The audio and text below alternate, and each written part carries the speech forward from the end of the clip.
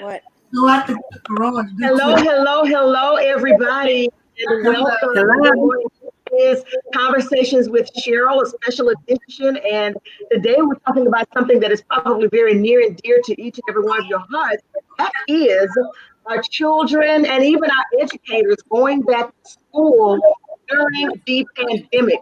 I have arranged an awesome panel of women here. I have women who actually work in the education system.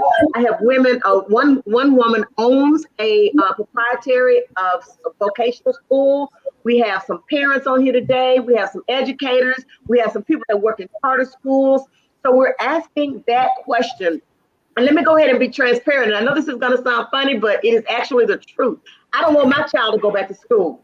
But in the means of being transparent, my child is 36 years old and he is an educator, and I don't want him to go back to school. So I can imagine how some other parents may be feeling with their elementary school kids, their middle school kids, their high school kids, and sending them back to school in the pandemic when there are so many different questions that have yet to be answered. And I saw somebody the other day post some excellent questions like, if a child is in the classroom and they do test positive, does everybody in the classroom have to quarantine for 14 days? Does the entire school have to quarantine for 14 days because that person was in the school setting itself? Where do you find substitutes that want to come into a school that, do they send it? It's just a bunch of questions that we really don't have answers to. Meryl Felder is an individual that works in the education system. Diane Sharon works in the charter school end. Lakeisha Earls is a parent. Picasso Davis is a parent. Salithia Alexander works in the school system as well. And many of these women are also parents as well. And then Dr. Betty Roaches owns a school. So I'm just gonna just let you guys start, and I'll start with you, Meryl, because I know that you're an educator, and I know that I saw where you spoke out the other day about this situation, even to the point of parents feeling some kind of way about, okay, well, if I have to educate my child, then I need to be paid for that. So go ahead and share your feelings about that with us. So first and foremost, I want to tell all you ladies hello and everyone who is looking at this. This is very near and dear to my heart, and it is definitely a bother to me with the number of posts and things I've heard about people wanting their children to go back to school. I did make a post on Facebook, and it was after me seeing a number of different posts of people saying, okay, well, I don't want to teach my children online, because I'm not I have to go to work and I need to be paid as a teacher's salary. First, let me say this. Teachers don't make the money that they are worth with the work that we do every single day. Not only am I a teacher, I'm a parent also. So, yes, I did speak out because I'm tired of people using us as glorified babysitters. Yes, while you are at work or while parents are at work, we happen to be educating and teaching their children during their working hours. But it is so different from us actually babysitting your children while you're at work. It bothers me that we are being asked to come back into the classroom, even if the students have been um, given the opportunity to start online, because that still puts teachers, to me, in somewhat of harm's way, if you would, because when we're in that building, we don't know who's been in that building, even if there are no children. So there could be administration that have perused through the building, or administrators that are working there with us that could be asymptomatic, and we don't know that. Yes, they are probably going to provide PPE, but my question to that is, and I've even asked my some of my principals, a number of us have talked to the superintendent about what does that PPE look like? Is that PPE going to be something that we are fitted for? Is it something that's going to come out of our budget that we're going to have to be responsible for? Um, is it going to protect us from head to toe? We don't know. Another thing that bothers me is that um parents and students have been given the option to determine how they want to learn, but teachers have not been given the option as to how they want to teach. And some teachers, and not just speaking of myself, because I am a teacher with an underlying health issue. I suffer from asthma, which everyone knows that COVID-19 or coronavirus or whatever is a respiratory virus, and it has affected people, their respiratory system. So to not give that option or opportunity to a teacher who may have an underlying health issue, some of them are retiring or some are quitting. It's We don't know what's going to go on. We don't know if we're going to have to take over for teachers who are not there, if teachers who are not credentialed to teach certain subjects, if we're going to have to step in for that. So yeah, that it's a bit of a bother to me that they're doing it so prematurely, as in even opening up the city as they did prematurely. You're muted. We can't hear you. Thank you for reminding me. So listen, I agree with you. I think that there are way too many questions out there that they have not answered. And I do believe that you're correct in the fact that they have not given instructors or teachers the opportunity to determine how they want to go back to school. I'm not even sure who they're talking to. That's the thing. I don't know, who are you talking to determine how we move back into the school setting? I have no idea, but I think that there is a lot more that needs to be discussed. I'm looking at one of our comments from Facebook, and this person says that they are a parent and work in the school system as well. Thank you for your comment. Not sure who it is, because unless they give StreamYard permission, we can't really see their names. But we have another Facebook user that says hello. And my sister, thank you, sis, for joining in. Jackie Malone Ward says that this is a perfect topic to be discussed at this time. Parents are nervous and anxious. Thank you for this. So having said that, Lakeisha, I know that you are a parent. How do you feel about them, your children having to go back to school? I personally am not sending mine back. I feel like it's too much of a risk. The opportunities are too great with asymptomatic people. You don't know if you have it, even if you don't have symptoms. And then, you're putting other people at risk. It's not stopping right there, just at home. It's family members, older people, people with health conditions. My son is asthmatic. So I wouldn't want my daughter to go to school, and then my son, he ends up having problems. Then we're all quarantined. So, I mean, it's really a risk that is, in my opinion, not necessary for my family. But I mean, like I said, other people's families have special circumstances, and I understand that as well. But I mean, for me, it's a no. You're muted. You're muted. I'm gonna have to remember that. I keep trying to mute because there's other stuff going on in my house. So, but listen, so I understand the special circumstances, because I recognize that there are parents out there who are single parents, parents who may have to go back to work. So as a result of that, they have to send their children somewhere. But I also wonder, there has been a lot of downtime. Many of the parents have not been able to go to work. And I'm curious, and I'm just going to throw this out there. I'm curious how many of the ones that are responding to this negatively are actually at work, or how many of them have been at home with their children and are ready to send their children back. Not so much because they, but because they just want to send their children back. You know what I mean? Does that make any sense, Meryl? Maybe you can speak to that. I definitely can. Being an educator, for me, I teach high school, and I chose that realm or that age group because, to me, I can relate to them better. So I have a high schooler and I have an elementary school student.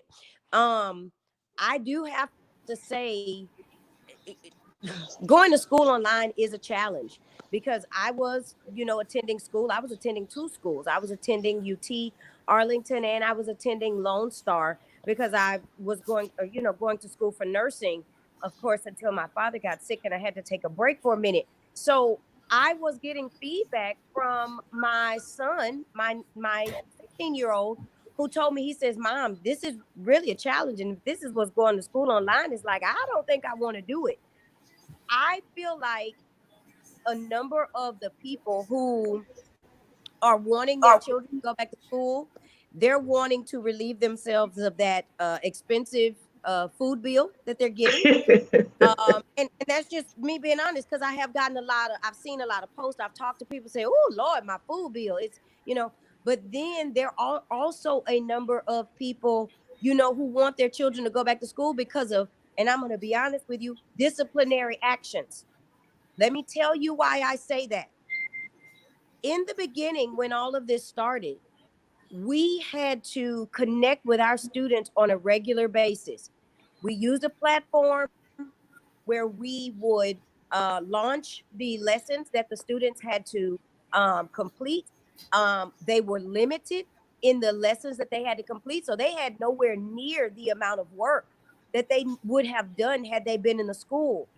But when I had to start reaching out to parents because my students were not engaging, they were not completing the assignments or whatever, when I would actually speak to the parents would say to me, well, he's not doing the work and I don't know what to do.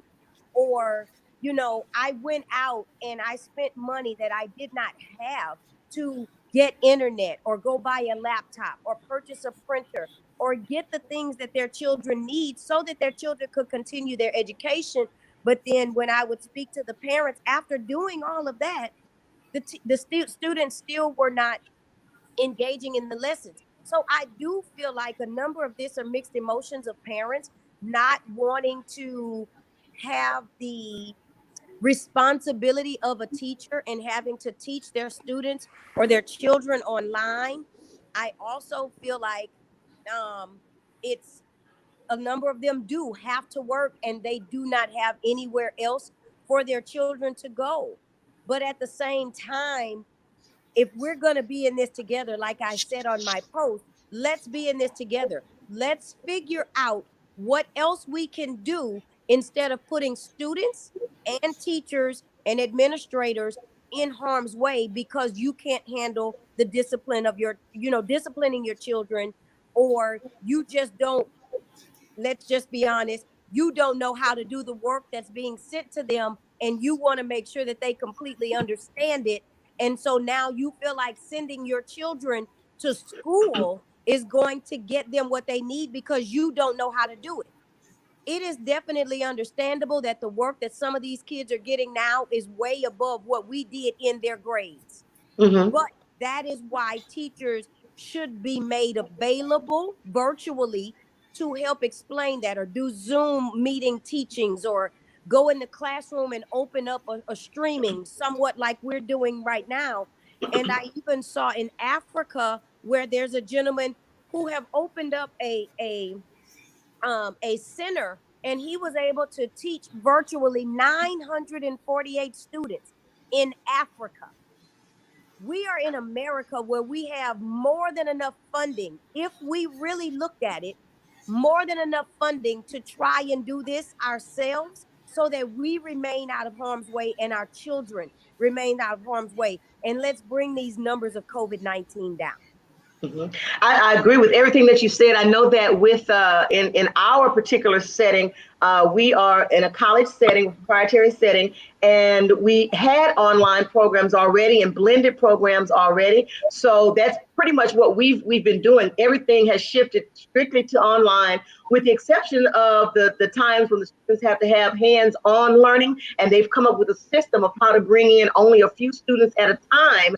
And as soon as those students are gone, you sanitize and you bring in the next group, strictly for just the hands-on type. And I know we have Dr. Betty Roaches on with us today, who can speak to that as well, because she owns a school that is very much similar. Before you speak, Betty, let me just say this. Joanne Spriggs says, I may not have kids, but I'm concerned about my grandchildren going back, and they're in California. So that's a very, very deep concern of individuals. So Dr. Betty, talk to us a little bit about how you have been handling this and how you will handle it going forward. Okay. First of all, I just want to say that with the children going back to school, let me speak on that real quick. My grandchildren are not going back. My children will not send them back to school right now, because you're going to have a problem with keeping masks and sanitizing and all of that with those children. They're going to be taking those masks off. They're going to be disobedient. They're not going to. They're going to be touching each other. You know how they love to share stuff. So that is an atmosphere that is a breeding ground for coronavirus, period. And I think that they all should go start virtually just to see how this thing works. And when everything gets better, then maybe they can bring the children into the classroom and the staff as well. Because me as an educator, if I had to be in the elementary, secondary, or the high school setting, I would probably quit at this point. but with my specialty is a career school where they're not children, and I did virtual and hands-on as well. The thing with adults is you can tell them, look, if you don't come in here without a mask, don't come in. You must cleanse your hands once you come in. You must cleanse your hands if you go to the bathroom. If you come back, you must cleanse your hands. You must keep that mask on or you must leave. So what I did was I staggered them in. And I only stay in a certain amount of hours, maybe 2 to 3 hours at the most. We don't go like the full schedule. And, you know, because you get hot in those masks after a while, you know, because I've been, you know, and I keep them separated. So what I did was I took a limited amount, with it being a smaller setting for me. I only take a certain amount. That way I can keep them distanced and they keep their mask on and they do what they have to do and they get on out of there. And then I sanitize the whole area. Everything gets sanitized. I got that hospital grade sanitizer that according to that thing, it'll kill a mule. So, but I got everything. I got everything at home. You know, you come to my house, don't come to my house. But if you, if you did, it's so sanitized in here. My husband say, I'm surprised you ain't sprayed me yet. But it's different when you are in an adult setting than with children, because that's going to be a hard task for them to try and keep up. And they don't pay them enough for that. You know, just dealing with them on a regular, in a regular environment, and then to deal with them in a pandemic. Oh no. You know, I understand the parents get frustrated, they get stressed out. And like you said, some of them don't know the material. You know, they need the kids to help them, kids teaching them. And it's sad, but it's true. So when it comes to a situation like that, I think that as parents, that if you have to go to work, if your children are old enough to stay home while you go to work, then that's still a task as well, because you got to make sure they're on that computer. You got to make sure that work gets done before that next day's coming into class. And a lot of them are not going to do that. They're going to sit there with those video games and they're going to be on the phone with their friends, Facebook and all that. So it's just it's kind of a win-lose situation. And food bills going up. Of course it is, because they're going to be at home eating. And you at work, you don't know who's coming into your house and who's coming out. Yeah. You know, coronavirus could be sitting at your house waiting on you when you get home. You know, it's sad because children are not going to do what they're supposed to do. You have to really be strict on them. And in this time, it's a hard situation. I feel for the parents. I don't have any young children anymore. They're school age, and you know, honestly, thank you, Jesus, because you know, it would just be the police probably be at my house. You know, because if they tell me they're not going to do something, I'd be them body slammed them. But it's a sad situation. I think that parents now should have a more of an understanding and a better I don't even know. For what teachers go through. They didn't understand more so. And you know what? I'm not sure that they didn't know. That's probably why they were sending them in the first place. Yeah, they knew, but they would just. So now I think they really getting in. They're like, okay, they need to go back. I'm gonna get to you, Diana, because you are in the what do you call it? The charter school sector. Let me read Yvonne's comment and then we're going to get to you because I want you to speak up about what's happening in the charter school end. Yvonne says, I'm a parent with a child with moderate persistent asthma. He's 8 and I'm very concerned. She made up in her mind that family was going to come first. She works as an administrator for a district and they want them to return, but how can she teach them from home if she's at work? She said it's not possible. She will not put herself or her child in danger or be bullied to come to work. And I definitely understand that if you are concerned, there should be something in place for you. There should not be any repercussions for you because this is a valid concern. But Daisha, what are you guys doing in the charter school sector for this eventuality? Again, hello everyone. So right now in the charter school realm, they're offering both remote learning and at home. But let me first say, I think that as a whole, each of us have to run our own house, regardless of what's being dictated. I'm not one to necessarily say, okay, yeah, I don't believe kids should go to school. And I'm saying that because in reality, October is really when COVID hit. And so at the campus that I was at, I believe it hit our campus in January. I have 5 kids as well. I have kids coming from high school all the way down to elementary. So I have high school, middle school, and a half from work because it hit my house. But all of my kids did get sick, right? And so I say that because I truly believe during this time, we really have to lean in and ask God, what do we do in reference to our families?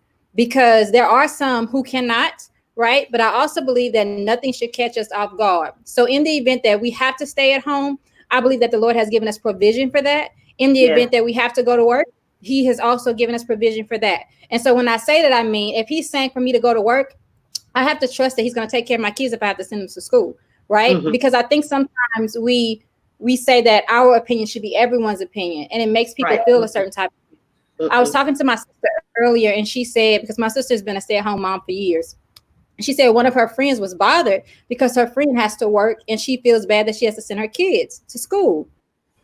I told her, tell her to pray over her kids and continue to live life. Like, I do believe that in this time, regardless of all the things that are going on, I really believe that fear has been heightened because we're talking about it more. In October, we weren't talking about it. In January, we weren't talking about it. Kids were just being sick. We didn't know why. And then all of a sudden, now it's a label on it. And now I have gained fear. So I do believe we have to be careful with that. But in the charter world, they're offering both. I think someone said something about one of the schools sent out a survey to the parents and asked the parents basically what are they deciding, right? If they want the kids, but they're not giving the teachers a choice. We have a choice because at the end of the day, you can tell me to do whatever you tell me to do. Whether I follow is still my decision. You know what I mean? Like I have to say, okay, God, is this a season for me to release this job or do I continue? If you're telling me to continue it for purpose, then I'm going to trust that when I go into the school, you're going to cover me.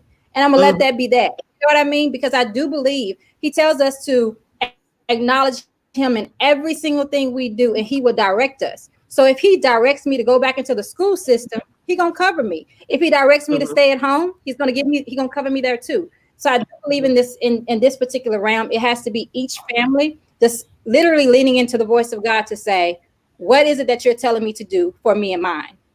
Because if we pay attention to the news, if we pay attention to what the government is telling us, all of that, we're going to be all over the place. And we're going to be confused. And some of us are going to feel guilty because I'm not doing what the other one is doing. But I believe it's an individual decision based on whatever God tells us.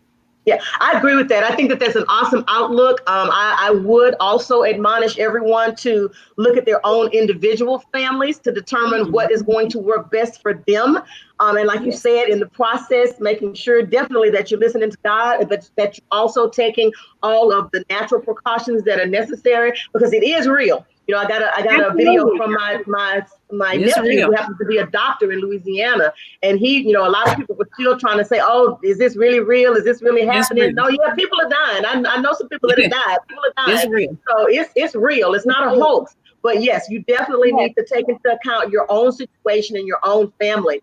I want to read this comment from Jackie Malone Ward. She says that she underestimated what teachers dealt with holistically. She knew it was hard and she appreciated them, but her eyes have been opened. Her husband and she have a whole new appreciation. Thank you, sis. That's the word I was looking for earlier. A whole new appreciation of teachers. And they both do. They have advanced degrees. And he said 5th grade math is no cakewalk. And I hear you because I think I'm not sure I understand this new kind of math that they teach. You know, back in the day, 1 + 1 was 2. Now they starting to add numbers and crossing over, and I don't know what that is. So I agree, and I do. I've always had an appreciation for teachers. And then Tanya.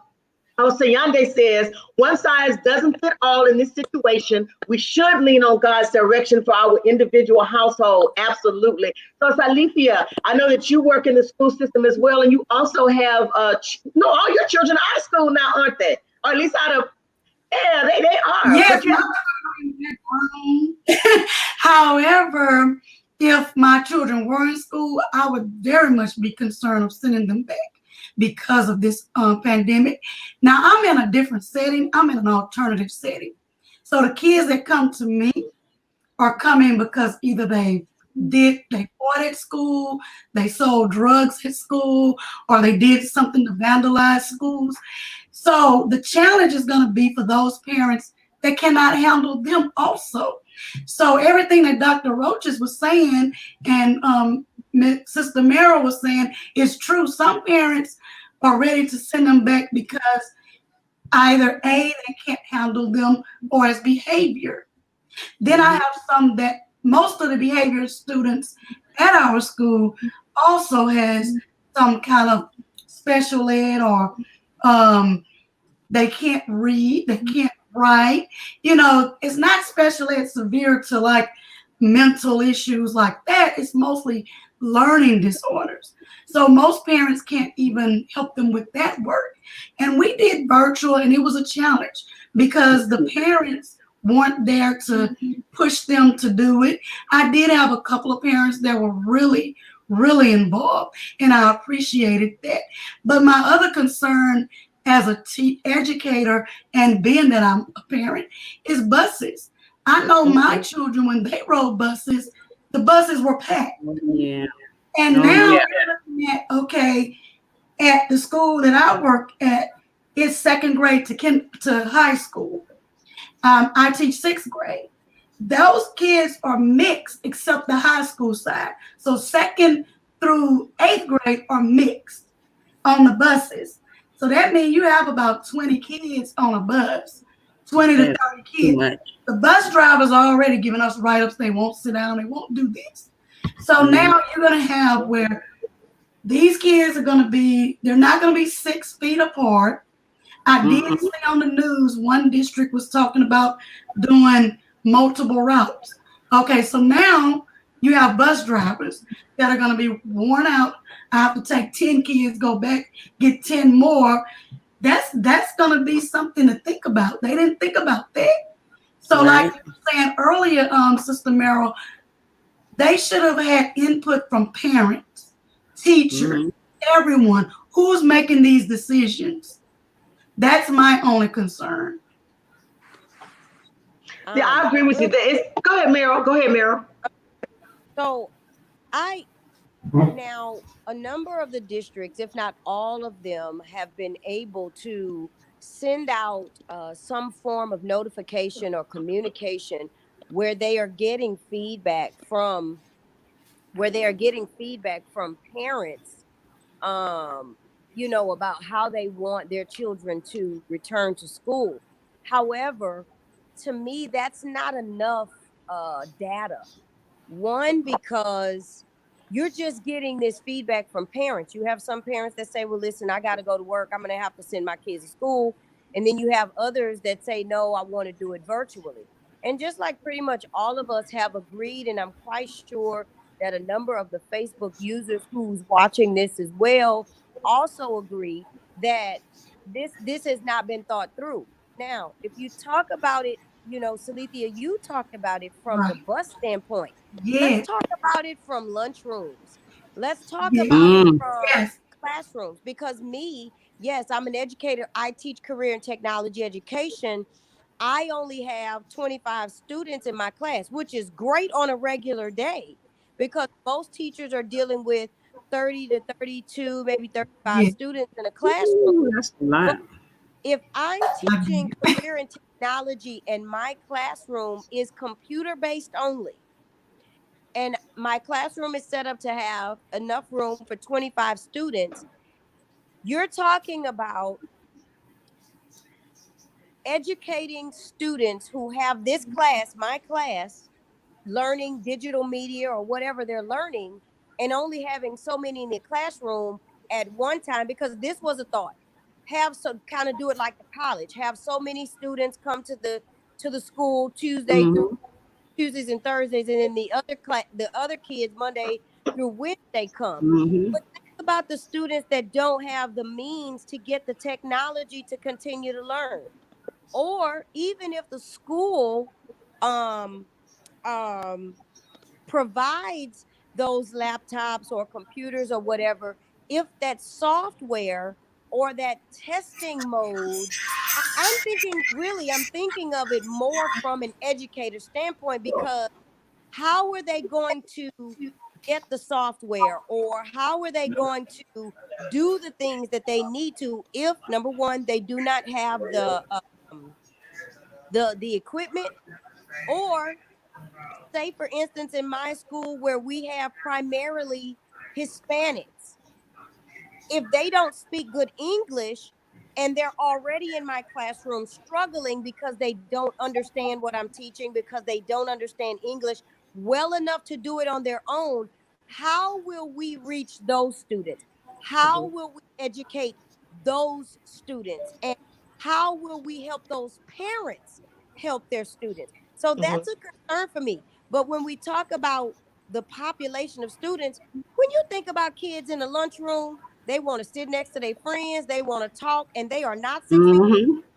Mhm. Right? They are all in their faces, reaching on Mhm. each praise, you know. Yeah. And even That's if they true. Yeah. decide to give brown bag lunches, guess what? They can be outside. They can be in the lunchroom. They're going to go in the gym. They're going to go to all these places. But you still are not going to be able to keep these students 6 feet apart, especially when Mm-mm. they have been away from one another since March. Yeah. You're Yes. gonna Absolutely. find a way to And contact, and that is going to Absolutely. spread. yeah. That's Because a I real even though I teach alternatives, so I may have 5 kids one period, I may have 2 kids one period. They find a way to get by each oh, other. absolutely. They find a way to fight each other, and I'm like, you all are from And school. the babies, the elementary school kids are going to be the ones that are going to be the most difficult because they Exactly. love to touch on you. They love to Oh, rub their faces and then come and Uh-huh. rub your face, they and come Now, they over. what you don't gonna know do? any Are you better. gonna cut They recess? want to touch So Miss me, Cheryl, Alexander. They want to lay on. I'm like, oh my goodness. Yeah. Next And grade. even in the college setting, they 6 feet apart. You have to tell them sometime, hey, Yeah, that distance, ain't because they'll get up on one another. yeah. Right? And it's Yeah. like, okay, You know, calm down now. even as teachers, us going back together, and I miss my teacher sisters, my teacher brothers, and my family. We're gonna want to touch each other. Mhm. We're Hmm. gonna want to hug. It's I'm just a gonna hug. be more because that's what we do. We go back. Hey, how you been? You know, and that's. Yeah. I mean, it's easier for us That's the not instinct. as adults, but as kids, you're not gonna be able to tell them that. The No. the mask is gonna be an issue. I Yeah. already know. That's So But gonna be Tanya also Yande says that you are not only are teachers in shortage, but a lot of districts are short on bus drivers. They are. And yeah. Yvonne Jones says that all schools in her district don't even have nurses. So who's going to do the health checks? Teachers already have enough responsibility, so it's not fair for them to be the ones responsible for that. She also said, especially now that it's been so long that the students haven't been able to socialize, they're going to want to socialize. Shan Alexander, Shan, we need Yeah. to get you so you can put your name up there.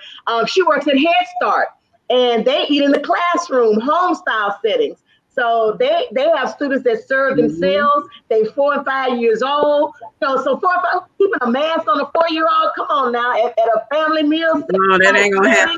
setting, it's gonna be so And they don't want difficult. to talk So and touch. Takasa is here with us as a parent. So I want Takasa to chime in and tell us how she feels as a parent with students going back to school.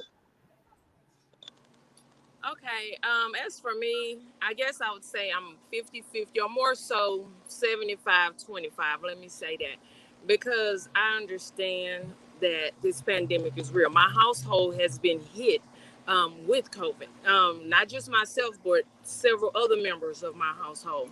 So I understand that it's real, but I also understand the point of view of a working parent who does not have the option of working from home or doing something remotely, because myself and my husband both are considered essential workers.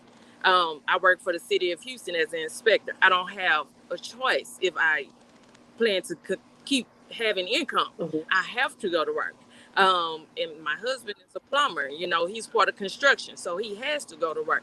So when we both were out and we did the homeschooling from March until the time we both returned to work, we figured out a plan. It was good. And trust me, I appreciate teachers and administrators, because I have one baby that is very busy. I had to sit him next to me the entire time during our school schedule from 9 to 2:30. Like, you sit here, nobody talk to him, you know. So I said, if this is what your teacher had to go through, I understand.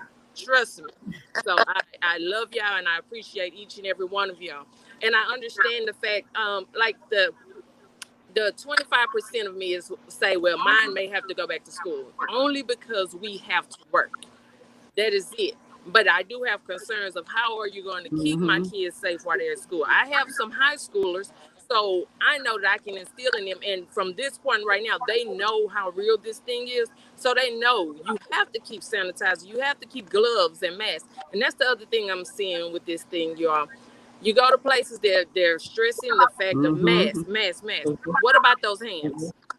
What about gloves? Yep. You know, there are several different ways that you can contract this virus, and they're just focusing on the mask. That's not the only way. Okay, so I know my high schoolers, I can instill that in there, but my babies who are still in grades, 5th grade, 6th grade, 7th grade, you know, they're gonna want to take the mask off. They don't think about it touching their face. You know, some of them still put objects in their mouth, you know, here and there. So I know a teacher cannot keep her eye on every single student in that classroom the entire time.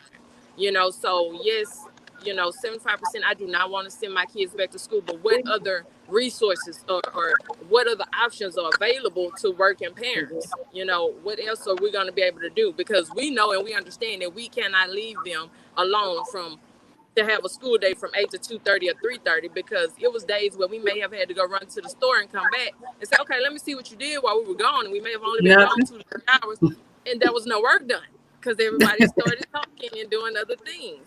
Yep. So I definitely understand that discipline aspect of it, but also with the parents who just don't want to do it, that's just it. They just don't want to do it. Yeah. Because I didn't understand the homework. Trust me, I didn't, especially the block math that they're doing now. I was like, what is this? What is really going on? This is not what we did for multiplication, you know, but, you know, I'm on the line, baby. I'm sorry. Excuse me, y'all. So it's just that, you know, parents have to take the time to learn it or get with someone else and actually find someone that can help our students to learn this thing and not just give up on our students, because first and foremost, learning starts at home before it goes to the teachers at the school. And I think some people get that concept misconstrued. We have a responsibility to teach our students, to teach our children at home. That's where it starts. So if we don't understand it, it's our responsibility to find someone who can help us to help them. So I get that. My only concern is that the working parents who are essential, who have no option but to send their kids back to school. Well, see, these are some of the tough questions that need to be answered. Definitely resources. That's first and foremost. You've had all this time. Most of the schools have probably been out since spring break back in March. So you've had all this time, and I think a lot of procrastination has been going on. I think a lot of this is going to pass or this is going to go over, and now they're beginning to realize, okay, maybe not. Now they're trying to scramble to get some of these questions answered. When you really did, if you had been proactive, you really did have enough time to start considering how you were going to roll some things out in the eventuality, just in case, you know, this was going to be the outcome. Now it's the outcome. Now you're being reactive and trying to figure out, okay, how do we get accessibility into some households? How do we get laptops out to people? How do we get everybody with internet? And they really, if we're honest, technology has been around for a minute. They really should have already been considering this even way before now. As some districts had rolled out Chromebooks and things like that, and the students didn't have access. You should have been working on this way back, probably 2-3 years ago. Because if we're honest with ourselves, the technology way, the online way is kind of where we're headed anyway. So we should have already been looking at these things. Now it's kind of in your face and you don't have a choice. So, what do we do now? Go ahead, Meryl. So one of the things that happened in the very beginning with the administration team at my school, and it probably happened with a number of the districts, where they started rolling out the Chromebooks or the laptops and different things like that. For us, what we did in Aldine district was, of course, we focused on the seniors first and made sure that they all had laptops or Chromebooks or whatever, because of course they were the ones closer to graduating. So they did think about that. And again, Cheryl, I do have to agree with you. They waited. It was very late in the game. This is something that they should have done. What I do notice that some districts do when their students register, and some schools have been doing this, when they register, they automatically connect them to a Chromebook and give them to them. But all districts don't do that. And I think that that is a epic fail to, and we've done our students a disservice by not being ready to launch something as such. It should not have taken a pandemic to say we need to be technologically ready for anything. Hurricanes, we have enough of those here to be able to say, you know what, if the school has been submerged underwater and we can't move somewhere right away, how will we continue to teach our students? We need to think about how we can use technology and other resources. So I don't think that it was well thought through, excuse me. I feel like it's not just on the districts. So I'm going to speak outside of the districts and outside of a teacher role at this moment, and kind of go to the responsibility of the Texas Education Agency by letting teachers and administrators and superintendents know the resources that are available when natural disasters or pandemics or epidemics happen, so that we can continue educating our students. It's not just on the teachers and it's not just on the administrators and superintendents to think of this.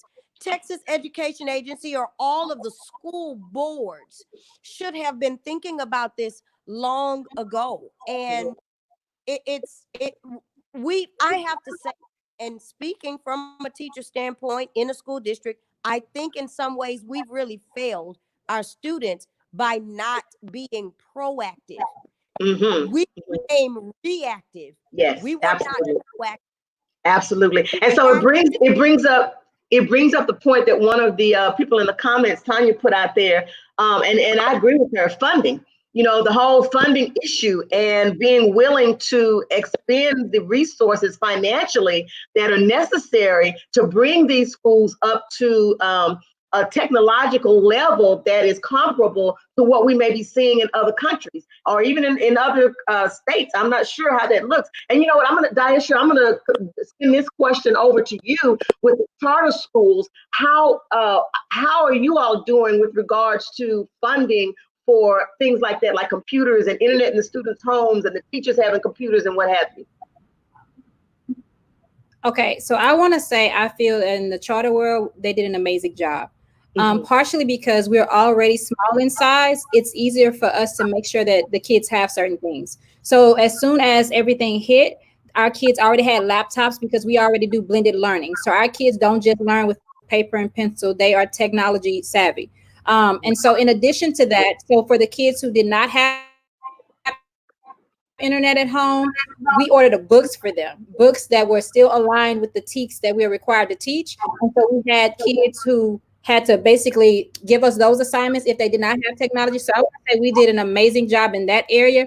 But as far as in the accountability of students and parents, I believe that's where the gap was, because I think I maybe saw half of my classroom, if half, from spring break all the way until some I didn't hear from at all. So then, of course, there's going to be an academic gap as far as their learning. But I think we did an amazing job. I think it was because we're smaller in number, and so resources we had and were available for our kids and our families. So that's a good thing, and I kind of figured that's what you were going to say, because I do recognize that the charter schools are a lot smaller than some of these larger school districts. But I agree with Marilyn that we've been very reactive. We just have not been proactive. We should have been asking these questions a long time ago and trying to find out ways to make our students more technologically savvy. I think one of my in addition to that, absolutely, because I know. No, go ahead, Diasha. Okay, I know I also have friends that are in the ISD, and I know Ms. Mary was talking about it earlier about the classroom size, where they have 35 and 40 kids at a time in a classroom. So I do know that that's definitely an issue or a concern when it comes to parents and having things funded for the students. But I believe that even in looking at all those aspects, there are also some kids who are safer at school than they are in their own homes.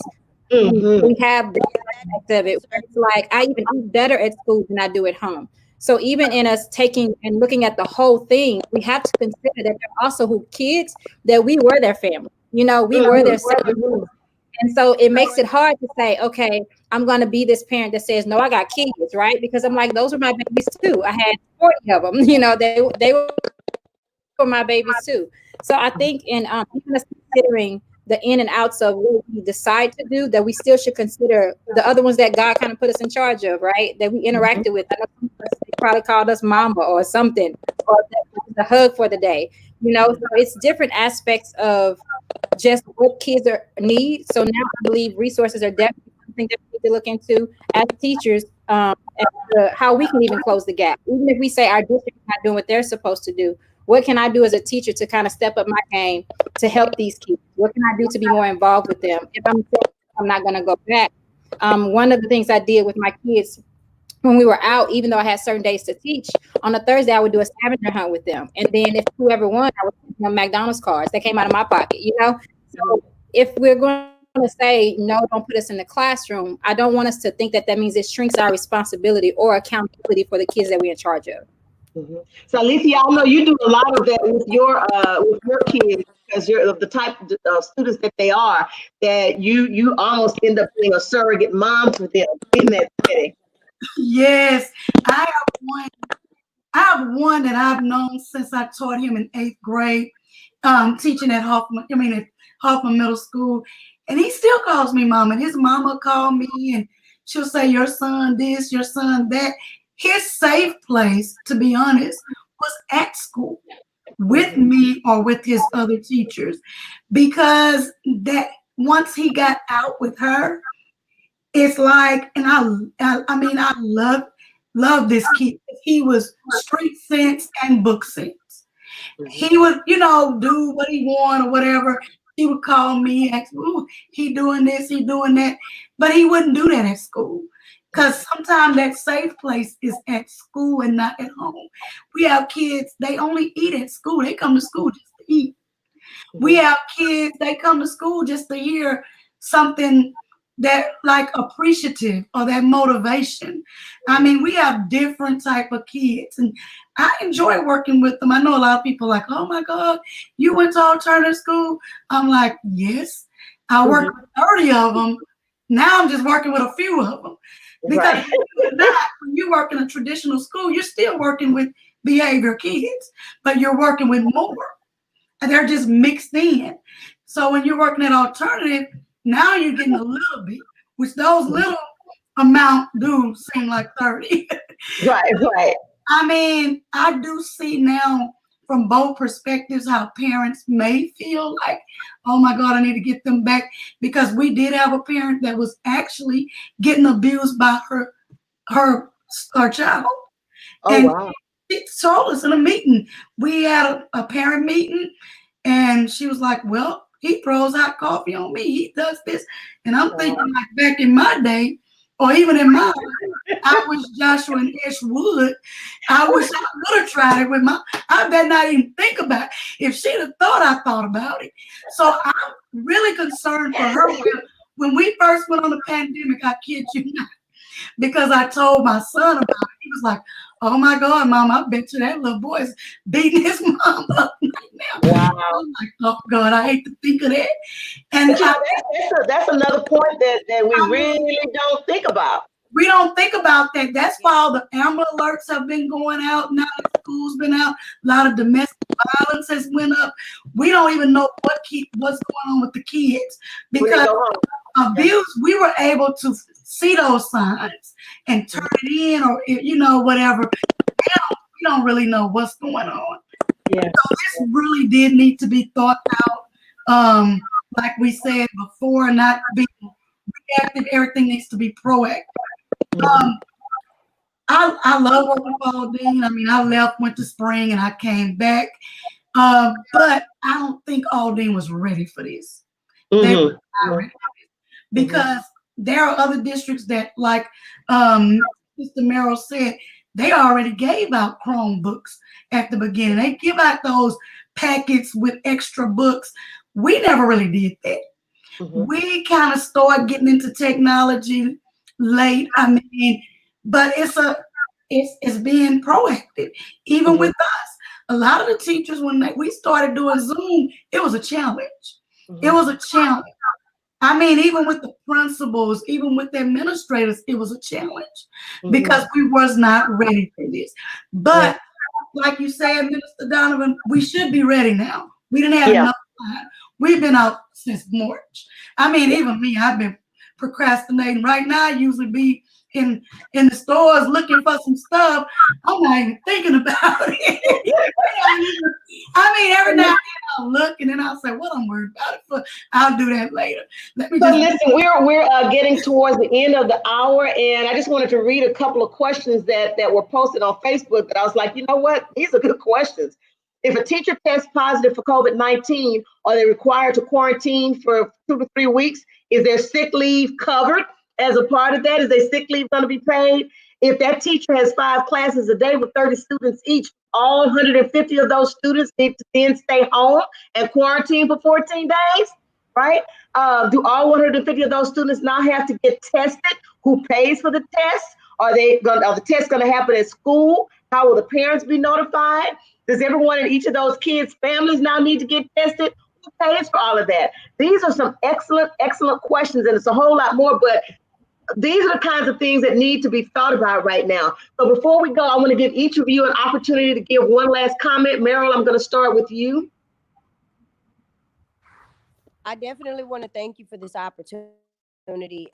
It has been a number of things brought to the light, and I think that this is something that should happen again. So I will definitely say, if there can be, Ms. Cheryl, another opportunity to also do this, but with people who feel otherwise, who feel that children should go to school, but we also need to cover some of those questions.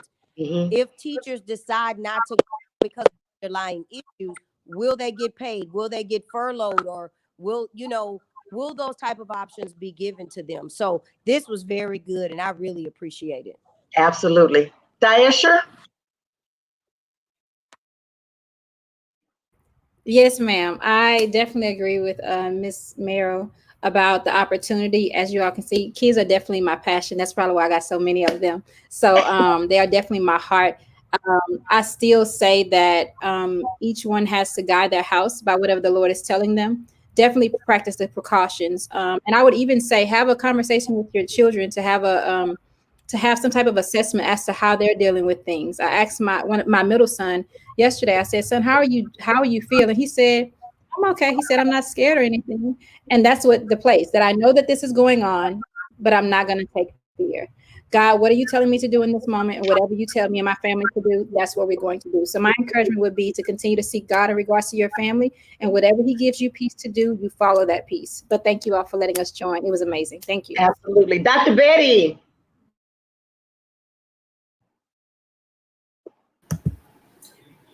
Okay, my mic was muted. Thank you for the opportunity, Cheryl. I just want to say, in a blessing to all of this there's always going to be a blessing in the midst of turmoil. And I'm asking that every parent do cover their children, as Taisha says, that we must all have that concern for everyone, because I'm concerned about these children going back to school. You know, for each household is going to be different, and being in the college setting, it is a different setting because they are adults. But dealing with children is going to be a totally different situation. And I think that this needs to be discussed more as well, because these children are really going to be our future. And they are the ones that are going to start leading us, because we're going to get, we getting old, you know. So somebody's got to take up the stick and roll with this. So I just want to thank you for having me, Cheryl. I appreciate it. And all of you ladies, God bless you, and y'all keep praying for us and keep praying for the parents and the children, because these children, I love them. Even my adult students, they call me mama. You know, they're my babies too. So we're going to keep in prayer, and hopefully this thing will leave us soon. As a parent, I am very appreciative of all of the educators, that are on this call, as well as those that are out on Facebook. It is a very difficult situation. These are trying times that we're in right now. This is the first time we've had to deal with something like this ever. So that being the case, it is very important that you seek God in whatever decisions that you make. I respect and understand everybody's challenges and situations are different.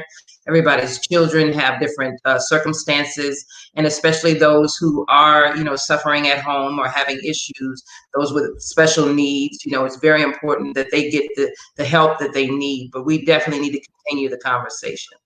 But thank you so much for having me on the call, and God bless each and every one of you. Thank you so much. Thank you. Takasha, are you still there? Are you? I'm here, but I think my camera has went completely out, but I'm here. First and foremost, let me just say thank you for inviting me and having me on with all of these beautiful ladies this morning. And it was good to hear the perspective of others, of administrators and teachers and other parents. And I pray that other parents and everyone else who may be listening to this live or who may see this live at a later time would just take into consideration, instead of condemning other parents who have to return their children to school, let's try helping one another and uplifting one another during this time, because that is what we're called to do. So I hope it reaches far beyond just this Facebook Live. I hope it reaches wherever it needs to reach, so that the questions that our viewers have had will be answered, and that we can just make it through this pandemic. And we know that with God, all things are possible, and we know that this too shall pass. So, as I said earlier, being an individual that has personally experienced this pandemic, I just pray that we just stop condemning others for the decisions. Everyone has their own opinion. Yes, everyone has their own outlook of what to do in this situation. So let's just find results. Let's be resourceful to one another and just help one another. So again, thank you all. I love you all, and God bless everyone. And last but not least, Silethia Alexander. Okay, thank you, Minister Donovan, for allowing me the opportunity to speak on this panel. And I just want to say thank you, ladies, for also joining. And we definitely need to keep this conversation going, because this will help people, help us get through it. Just help us to understand what's going on in our household, what we need to do, how we need to be covering ourselves. I know that it's definitely brought a lot of families back together, close families in times like that. It hasn't hit my immediate family, but I do have some family members that has been positive or asymptomatic. And I just pray that this, we overcome this thing. Thank you. You're so welcome. And I will commit, ladies, to having this conversation again and inviting you back. And hopefully, I'm going to try to reach out to some people that may be able to answer some of these questions. Maybe some TEA people or some superintendent. I'll reach out. I can't guarantee that they're going to respond. But I also want to reach out to some individuals that do not only have to send their children back, but there are some that don't necessarily have to, that want to send their children back. So I will reach out to see if I can find some other opinions with regards to going back to school during this pandemic, and we'll try to get back together again, hopefully in the next couple of weeks or so, depending on how soon I get those responses back. So thank you all so much for participating today. It has been an awesome conversation, an open conversation. Hopefully when other people see this, it will bring about some dialogue within their own families and their own communities as well. And maybe they'll join us the next time that we come together. I just thank everybody for being with us.